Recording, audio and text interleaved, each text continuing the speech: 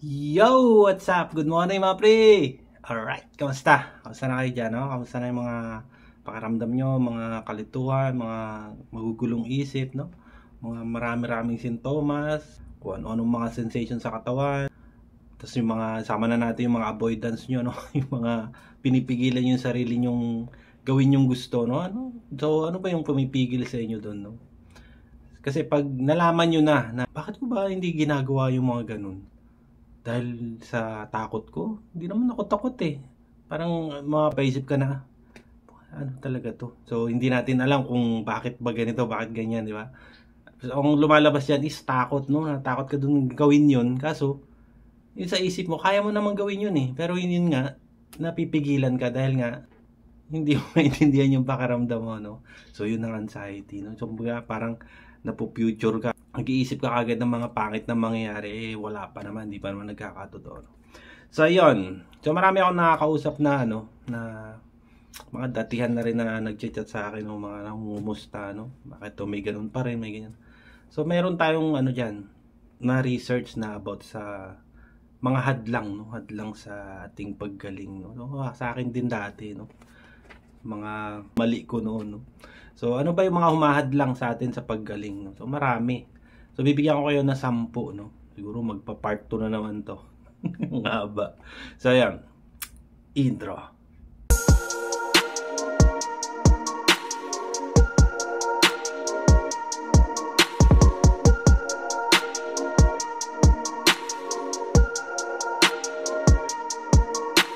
So, yun na nga, mga pre, ano ba yung mga humahadlang sa paggaling natin? Although, kasi sabihin mo na may kaalaman ka na, marami ka na natututunan, medyo gumagalaw-galaw ka na, medyo iba na yung pakaramdam mo, Tapos parang feeling mo, ay, okay na ako, medyo.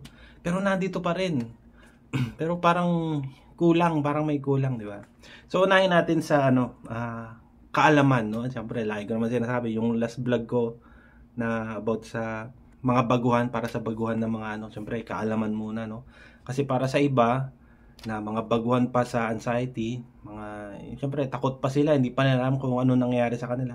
Pero ikaw, kung ikaw na matagal ka na nanonood sa akin or nakikinig sa akin, siguro naman may nabuo ng perspective sa iyo, Kumbaga yung sa isip mo na ay hindi naman ganoon siguro, hindi naman siguro yung iniisip ko magkakatotoo na.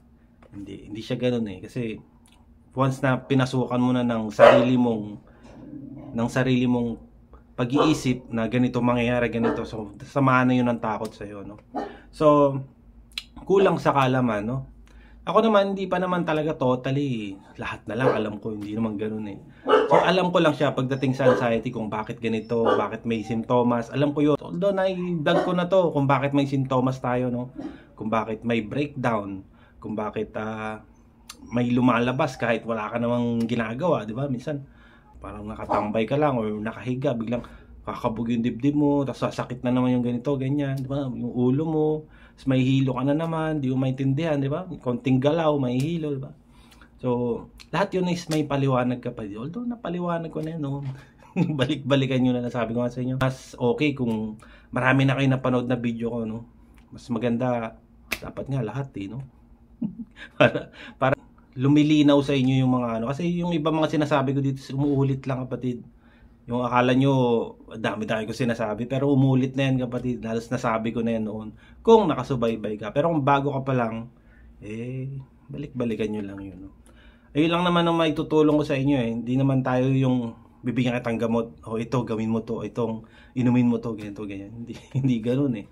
Itong isip mo ang kailangan mong tulungan, Kailangan natin magkaroon ng panibagong perspective, yung magkaroon ka ng ibang pananaw, ibang pag-iisip patungkol sa anxiety. Kasi alam natin, anxiety is pangit, puro na lang sakit, puro na lang magulong isip, puro na lang takot, di ba?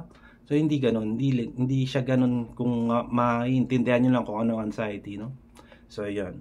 Kasi minsan, ang pag-iisip natin is automatic na Yun na nga yung behavior, Once makaramdam ka, takot ka agad. So yun, may ikot ka lang sa ganun, So yun. So yung iba sa atin is silito pa, nalilito pa sa kung ano nangyayari. Kasi nga, nalilito ka dahil sa sobrang dami. Pero may mawawala, may may bago, may pakiramdam na naman na ganito. Minsan sasakit na naman yung tiyan mo. Bakit ganito? Wala naman ako kinain. Minsan ma-acid ka na naman, di ba? Yan ang kalaban talaga natin eh, acid, no? Kasi maraming nilalabas na simptomas yan eh. Lalo na pag may GERD ka na, no? Ang GERD kasi is ano yan eh. Mga disease na yan eh. Palagian mo ng nararamdaman yan, no? So maraming ano yan, maraming bunga yung GERD na yan, no? Minsan pananakit, paninikip, minsan pananakit ng ulo, nahihilo, nagbe-blurred yung paningin, di ba? Halos kumukonek. So, kailangan natin unahin yung GERD. Siyempre, yung anxiety is on follow na lang yan. Pag nasolusyonan mo na yung GERD, so mababawasan na yung pangamba mo, no? Mawawala na yung ibang nararamdaman mo. Dahil nga, okay na yung acid mo. So, marami namang ano dyan, marami namang remedy dyan, no? Gagamot pa eh. Kasi ginagamot talaga yan, GERD. Ginagamot ang acid, kapatid. Although, meron naman tayong acid talaga, no? Alam niyo yung styrofoam, yung ginagamit sa mga ano, kayang tunawin nun, yung pang-acid natin yun. Kaya ganun siya katapang, no? Diba pag umaakit siya dito, sa makakalasa ka na parang mapait, lasang bakal, tapos iba na sobrang asim na, ewan, diba? Siguro naman naranasan yun. Sa may mga GERD, pero kung sa mga wala namang GERD, is anxiety na lang muna, no? Kailangan natin pagtuunan yung pagbabago kasi anxiety is kailangan natin ng pagbabago para umupa siya, no, bumaba. So yan. So dun sa number 1 natin is yung kulang sa kaalaman, no. Siyempre, ang ano diyan is magpa-doktor ka muna, kapatid, no. Hindi pwedeng rumekta ka kagad sa ganito, no. Kasi kailangan mo munang malaman kung may sakit ka ba talaga. O baka naman talagang meron kang ibang sakit na nasa katawan mo, na pinipigilan mo lang yung sarili mo na ay, okay lang naman to eh, kasi napanood ko. Hindi ganun. Hindi pwede yun kasi kailangan mo na nating malaman na nanggaling sa doktor na may lahat clear naman, okay naman yung ano mo, wala ka namang sakit, di ba? Wala ka namang normal naman lahat ng mga laboratory mo, pati yung ganito ganyan. Marami nag-chat sa akin na ganyan, no. Mga lahat na raw na halos ng ano nila, okay naman. Pero hindi naman sinasabi ng doktor kung anxiety disorder ba, no. Yung sa akin kasi noon, sinabi ng doktor talaga sa akin na ginagawa ng isip ko. So doon ako nagsimula. Sabi ko, oo nga, kasi kung wala naman talaga akong sakit, di sana, kung may sakit ako, di dati na akong malala, di ba? Dati na akong sobra-sobrang ano. Kasi tingnan nyo naman, itsura ko, di ba? Normal naman ako nakakagalaw, di ba? Hindi naman na ano to eh. Kumbaga sa, mapuprove nyo talaga na sa mental ang problema, no? Sa isip. So, ano nyo naman yan na ano eh, sa katawan nyo, sa mismong katawan nyo, na nangihina kayo, sobrang payat nyo na. Pero kung magkaroon na kayo ng kaalaman, babalik na yan, kapatid. Ganyan nangyari sa akin, kung makikita nyo lang yung itsura ko noon, na sobrang talagang lubog na yung mata ko, sobrang payat ko na talaga, ano, na hindi ko maintindihan kung saan pa, ano ba dapat gawin. So yun nga, na dahil nga sa pag-research, pag-aaral, paghahanap ng solusyon dito, no. So yun, natagpuan naman na natin. So nag-share naman ako sa inyo ngayon, no. So yun. So kapag hindi ka nagpa-doktor, kapatid, syempre merong chance talaga na lumala ka, kapatid. Kasi lahat ng yung mga takot mo, lahat ng mga mga magugulong isip mo ngayon is lalalayan, no. So magkakaroon na ng behavior na paulit-ulit. I mean, kapag nakaramdam ka, gagawin mo na naman yung dati mo, iiwasan mo na naman, kaya naman mapapakali, hanggang sa tumagal ng tumagal, no. Kasi nga hindi mo mahanap yung sagot. Walang formal na sagot yung mga nararamdaman mo, no. Sa iba sa atin, no, dahil nga nakapanood sila na, uy, ganyan din naramdaman ko eh. Ganyan na ganyan ako. 'Di ba? So hindi sabi ko nga sa inyo, anxiety is isa lang, no. Baga marami pang mental illness na pwedeng ano, no. So hindi natin pwedeng i-diretso kagad na ay anxiety disorder din, meron din ako niyan eh. Ganyan din kasi nangyari sa akin eh. Ganon, 'di ba? So hindi pwedeng ganoon. Kailangan manggagaling sa doktor, kapatid. So marami namang paraan para makapagpa-doktor kayo, kapatid, no. Marami. Pwede kayo humingi ng tulong kahit sa doktor na ano lang, no. General doctor lang, no, para ano kayo ba? Malaman nyo kung ano yung talagang problema sa katawan nyo. Kasi mahirap manghula, kapatid, no. Mahirap sobra kasi mangyayari niyan is mas lalong lalala yung ano mo kasi hindi mo sinusolusyonan, no?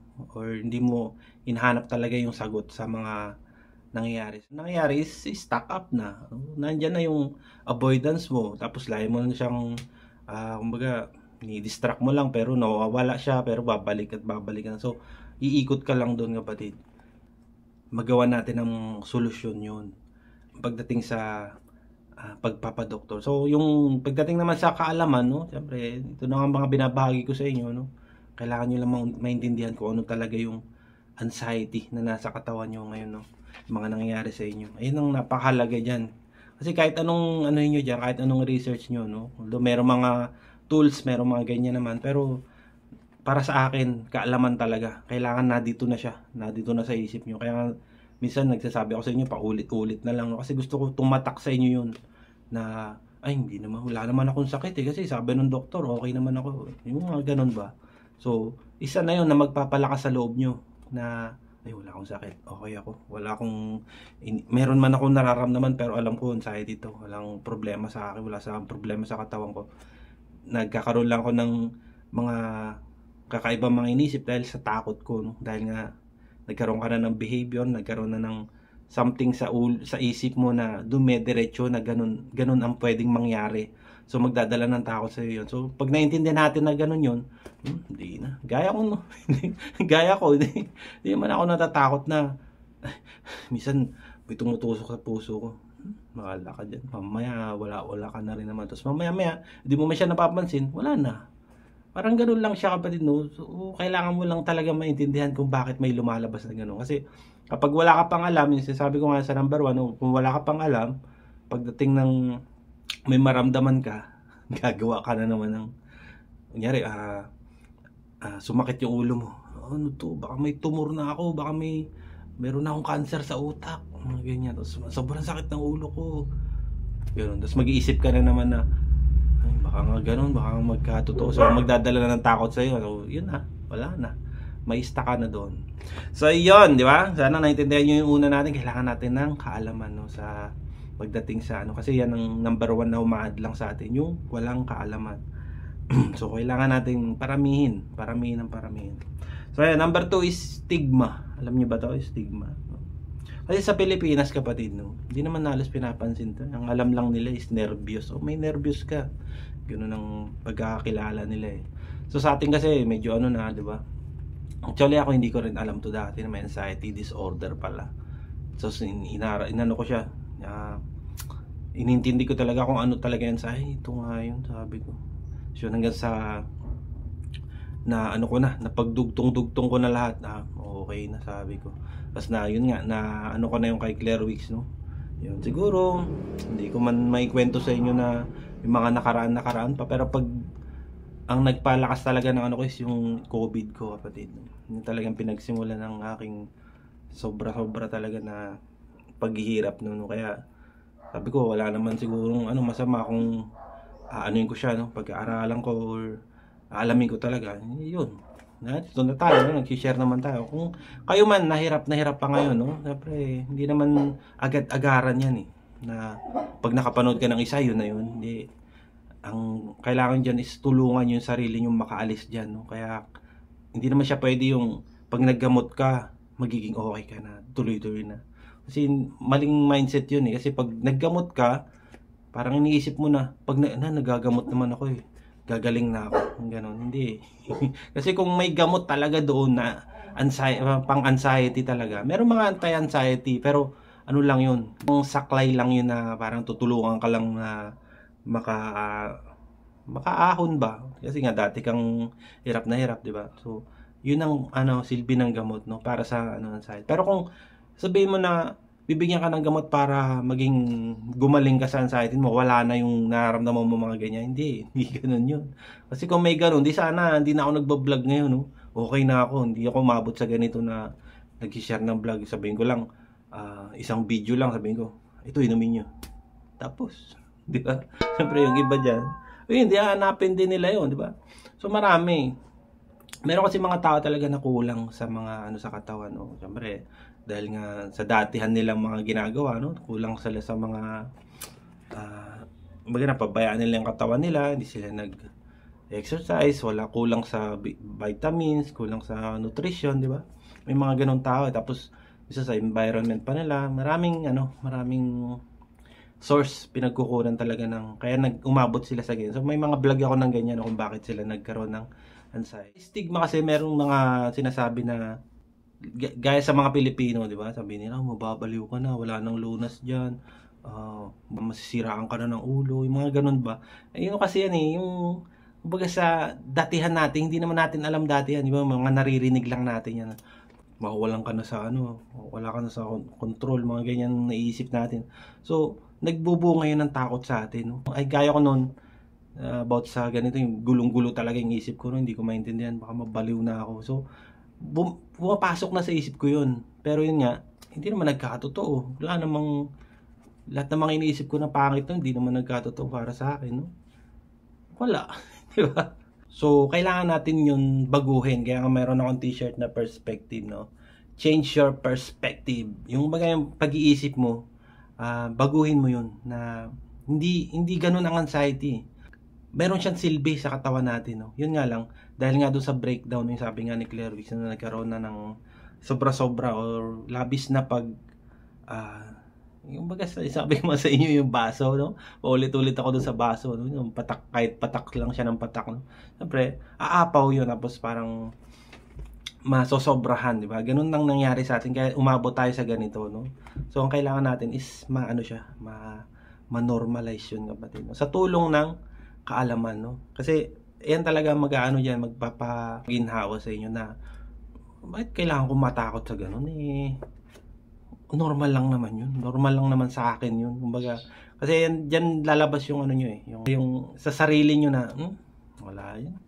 Kayang-kaya ko to. Yung mga ganyan ba? Confidence, di ba? Meron din ako mga vlog dyan, yung mga confident, mga willingness, yun. Willingness yung, ayaw mo siya. Yung baga, willing kang dumating siya. Willing kang pumasok siya sa katawan mo or lumabas siya, di ba? Willing kang maramdaman yun ang willingness, no? Kasi nang walang tutol, no? Hindi mo kailangang labanan yun. Kaya sinasabi ko sa inyo yung labanan, hindi sa atin yung labanan, huwag nyo lalabanan yun. Pagka yung labanan kasi, nature na natin yan yung paglaban dun sa na yun. Gaya pag nilalagnat ka, di ba, ang gagawin mo, inom ka ng gamot, di ba? Tapos hayaan mo na lang yung ibig sabihin, mo yan, kinontrol mo yun. Pero meron mga pag-aaral din ng lagnat daw is kailangan mailabas natin kasi yung na sa katawan natin, mga pawis, mga toxin, mga kailangan mailabas natin yun. Problema nga lang kasi iniinom natin ng gamot. So, ibang diba? Ibang paliwanag yun. Pang yan, pang mga herbal or mga doktor yun. Pang doktor na sagot yun. So, kailangan natin baguhin yun, no? Baguhin yung pag-iisip mo na ganyan kasi kaya nga nagbablog ako sa inyo para matutunan nyo yun, no? Na mabago kung ano man yung iniisip nyo ngayon, no? Kasi sa ganitong pagsasalita ko lang, no? Kasi hindi naman, siguro yung iba, naboboring, no? Na, hindi naman to yung hindi naman to yung solusyon, hindi naman to. Hindi, hanap na lang kayo ng iba, no? Na magpapaliwanag sa inyo ng maayos. Mahalaga, doktor. Ayan ang the best talaga magpapaliwanag sa inyo or psychiatrist, ganyan. Kasi ako, based on my experience lang, no? Based on sa research lang, no? Kung nakakatulong naman ako sa inyo, mas okay yun. Kasi, isa lang din naman ang siguro hindi naman din papaliwanag ng doktor or psychiatrist sa inyo to. Ang mahalaga dyan is matulungan kayo, no? So, kung nakakatulong ako sa inyo, is okay. Kung hindi, okay lang din, no? Nandito naman na yung mga video ko, no? Alam ko sa sarili ko makakatulong to sa inyo kasi ito ang nakatulong sa akin, no? Or, dapat na malaman nyo, no? Kasi ang kaalaman is dapat nasa lang yan, nandyan na yan sa isip nyo, no? Kasi anytime, anywhere, kung saan man kayo mapunta, kung saan man kayo dala-dala nyo yung kaalaman na yun, no? Or mai-share nyo man lang sa iba, no? Meron ka nag-chat sa akin umu-okay na raw siya, gusto rin daw niya mag-ganito, mag-share ng kanyang experience about anxiety, no? So ganun lang din, no? So mas mahalaga malaman nyo yung libro ni Claire Wicks, no? Yung libro or sa PDF niya or may malaman kay Claire Wicks, no? Kasi wala, ito nakatulong sa akin, ito yung pinagbasehan ko lahat ng mga sinasabi ko sa inyo. Although yung iba man, pero ito na rin yung kasi dito yung acceptance, acceptance, space, let time pass, tsaka yung floating, no? Yan ang method na ginagamit ko, no? Kung kayo man na gusto nyo mas ibang pamamaraan, mas marami naman dyan, no? Pero ito talaga yung ginagamit ko na alam kong nakatulong sa akin, kaya nandito na ako sa harap nyo, no? Nag-share ng mga something. So yun. So sunod natin is yung negative beliefs, no? Paniniwala mo noon pa, no? Meron ako mga vlog niyan, mga beliefs, ano, balikan nyo na lang yun, no? Yung mga mali nating pag-iisip noon na dahil nga sa katagalan, nagkaroon na tayo ng behavior or meron na tayong namuong neuropath, yung neuroplasticity, parang gano'n. Meron tayong namuong ugat na dumediretso na doon sa pag-iisip na gano'n, no? So kailangan natin mabago yun, no? Hindi man natin babaguhin yung ugat na yun, gagawa tayo ng panibagong ugat para hindi man siya totally ugat talaga, no? Siyempre pag sa science or sa neuro, no, iba yung ano nun. Pero yun lang, kumbaga example ko lang yun, yung ugat na yun, no, na magkaroon ng panibago na para mabago mo yung pag-iisip mo na gano'n. Kasi sa atin sa katagalan na, no, nagkaroon na tayo ng gano'n. So dumediretso na kagad every time na makaramdam ka ng something sa katawan, automatic matatakot ka na, no? So kailangan natin mabago yun, no? Yun yung mga negative beliefs natin, no, na dahil nakaramdam ka nito, mamatay ka na kagad. Dahil ang bilis ng pag-iisip mo, mapabaliw ka na kagad. Yung mga ganong pag-iisip ba, no? So kailangan natin mabago yun, no? So yung mga ganyan na mamatay ka na, mababaliw, mawala ng control, or may malalakang sakit, is negative yan, no? Magpaniniwala mo lang yan na ikaw lang mismo ang gumawa, no? Pero ang katotohanan dyan, hindi. Kasi dati ko nang iniisip yung kapatid, no? Dati ko nang hinahanap ko rin na mangyayari ba talaga yun. So yun ang kinakatakutan ko. So nung nalaman ko na, hindi naman pala totoo, hindi naman pala, ako lang pala gumagawa. So wala nangyari, di ba? Tingin nyo, buhay pa rin naman ako. Yung kahit yung natatakot ako noon na, baka mamatay ako, baka mawalan ako ng himatay ako doon sa labas, or doon sa di ba? Hindi naman nagkatotoo. So kailangan lang natin ng patunay palagi. Nilay ko naman sinasabi, patunayan nyo na magkakatotoo, di magkatotoo. Kung hindi, di wala. Ibig sabihin, gawa lang siya ng anxiety mo. Ganun yun, ganun ang pagpapaliwanag doon. So dahil nga sa lack of knowledge, no, so number 1 natin, kulang sa kaalaman, no, kakaroon na tayo ng mga thoughts, negative thoughts, mga intrusive thoughts, mga sticky thoughts, ibang mga thoughts na yan, no. Minsan yung mga pagdududa sa sarili, no, baka hindi mo basta maniniwala sa gano'n. Merong mga ganyan kasi, dapat tayong anxiety disorder, no. Meron tayong mga beliefs na, huwag ka masyadong maniwala dyan. Minsan, hindi ako basta maniniwala. Ang nangyayari kasi sa atin ngayon, dahil nararamdaman natin, naniniwala na tayo. Dahil din dun sa rumination, no. Kung minsan, paulit-ulit siya, no. Bumabalik, lumalabas, bumabalik. Tapos parang inaano ka niya maniwala ka na meron kang talagang sakit. So dahil nga paulit-ulit, parang pinapaniwala mo na siya, no? Parang baka nga meron baka meron talaga akong sakit. So yun na lumalabas na nga doon yung hindi ka sure, yun yung bewilderment, no? Nalilito ka. Baga hindi ka sigurado dun sa talagang nangyari. So ang paraan doon is doktor. Kailangan mo lumapit sa doktor para malaman mo kung ano talaga to, ano bang nararamdaman mo. Kung sasabihin ng doktor na, ano ka naman, negative, okay naman to, wala namang problema sa ano mo, di ba? So, dun, okay na yun. At least, yung mga kinakatakutan mo noon, walang problema. Kaya ako dati, no, yung sa lungs, yung sa baga ko, no, kasi nag-yosi ako before, So, talaga ako nung time na emergency ako. Tapos sabi ko sa sarili ko, siguro pag nalaman ko yung resulta ng ng x-ray ko, merong mga yan, spot or may sira na ako sa baga. Nung nalaman ko yung resulta, wala naman. Ibig sabihin sa kong pagyoyosi noon, wala namang hindi naman siya naapektuhan. Kumbaga, wala namang problema sa lungs ko, okay naman. So, doon ako napanatag, no, sabi ko, ayos, buti naman. Walang problema sa ko. Ibig sabihin, yung anxiety ko nga na nagpapakabog ng dibdib ko, yun ang doon. So kailangan natin talaga ng doktor para malinawan ka na. Kumbaga sa minsan yung pagkahilo, minsan kulang sa mga potassium, mga ganyan, no. Kailangan din natin kasi yan, Isa sa may mga vitamins din na kailangan talaga ng katawan. Hindi nakukuha sa mga pagkinakain natin. Minsan yung pagkain natin is paulit-ulit na lang. No? Minsan kulang-kulang din sila sa nutrition. No? O hindi natin nakukuha doon yung sapat na. Ano? Minsan pag nagpa-laboratory ka, medyo kulang sa ganito, kailangan mo ng ganitong gamot. Diba? So natin is yung low self-esteem. No? Yung parang kulang ka na sa ano. Yung parang na down ka na. No? So yun talagang ginagawa ng anxiety. Yung bagay na nagpapalakas nagpapalakas sa anxiety mo yung mismong ikaw na mismo nagpapababa sa sarili mo. No? Wala nang pag-asa. Hindi talaga ako gagaling kasi ganito, araw-araw na lang ako ganito, araw-araw ko na nararamdaman to. Lagi na masakit yung ulo ko, lagi na ako nahihilo, mga ganyan ba. So, ang nangyayari dyan is, yung anxiety mo is tuwang-tuwa yan. Sabi niya, sige, ibaba mo pa. Sige, pababaan mo pa yung sarili mo. So, ang nangyayari is, wala. Tuloy-tuloy lang na ganun, na every time na makaramdam ka, biglang malulungkot ka na lang na, ganito na lang ba ako habang buhay. Mga ganun. So, kailangan natin mabago yun. Sa negative beliefs, mapalitan natin yun, no? Na itong anxiety ko is, kayang-kaya ko to. Walang problema sa akin. Kasi nangyayari lang to dahil meron ka ng kaalaman ngayon, no? Yun, doon na mababago yan, kapatid. Kailangan matakot dito. Itong nangyayari sa akin, normal lang to. Okay lang to. Yun. So, kailangan nyo nang magpatuloy sa buhay, kapatid. No? Kailangan lang natin mag-move forward, kapatid. Kasi hindi tayo pwedeng may stuck dyan. Hindi pwede kasi walang paggaling. Hindi ka gagaling pag naka-steady ka lang dyan. Wala kang ginagawa. Or kung may ginagawa ka man is paulit-ulit mo lang iniisip yun. Basta may maramdaman ka, gano'n na, di ba? So, manghihina ka talaga doon. No? Manghihina yung immune system mo. Manghihina na yung confidence mo. Walang ka ng confidence, no? Mga ganyan, no?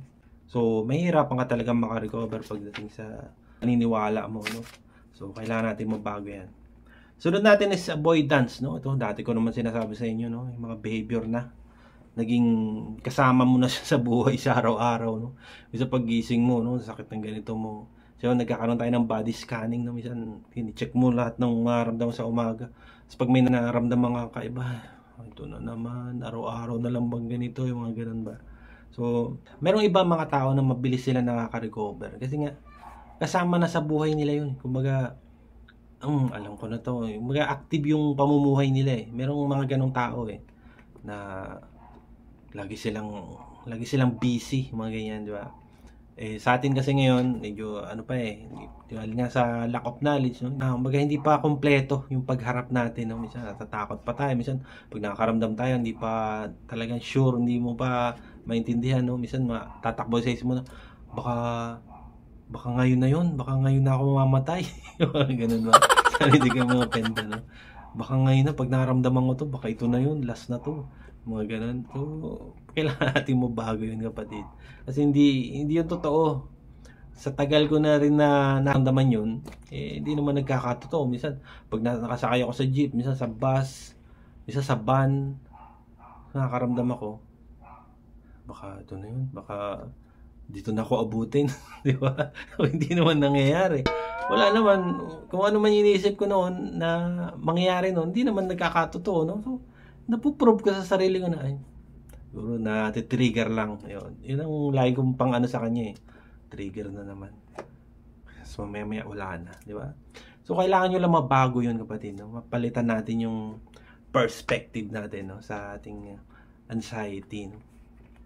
Tsaka, lagi kayo hanap ng facts, no? Yung baga, yung katunayan, patunay palagi, no? Paano magkakatotoo yun eh? Ako lang gumagawa ng pag-iisip na yun, no? So, pakalaga sa avoidance, yung pace. Kasi pag pinipigilan mo yung sarili, ina-avoid mo lahat ng ano, kailangan mong harapin yun. Yun yung, kumbaga, yung reverse nun eh.